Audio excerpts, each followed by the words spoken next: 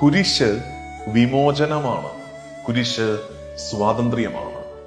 അടിമത്തത്തിൽ നിന്ന്, രോഗത്തിൽ നിന്ന്, മരണത്തിൽ നിന്ന് ഒക്കെ നമുക്ക് സ്വാതന്ത്ര്യം നമ്മുടെ കർത്താവ് തമ്പുരാൻ കൽപ്പിച്ചു തന്ന നിമിഷമാണ് കുരിശ് മരണം. ഒപ്പം തന്നെ ആത്മാവില്ലാത്ത നിയമ സംവിധാനങ്ങളെ, മനുഷ്യരെ ദ്രോഹിക്കുന്ന നിയമവ്യവസ്ഥകളെ അവൻ പൊളിച്ചെഴുതിയത് കുരിശിലാണ്. കുരിശിൽ അവൻ പുതിയൊരു നിയമം ആരംഭിച്ചു. സ്നേഹത്തിന്റെ, കരുണയുടെ നിയമം.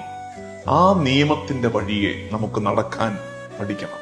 കൊളോസ്യർക്കുള്ള ലേഖനത്തിന്റെ 2-ാം അധ്യായം 14-ാം വാക്യം, നമുക്ക് ദോഷകരമായി നിന്ന ലിഖിത നിയമങ്ങളെ അവൻ മായ്ച്ചു കളയുകയും അവയെ കുരിശിൽ തറച്ച് നിഷ്കാസനം ചെയ്യുകയും ചെയ്തു.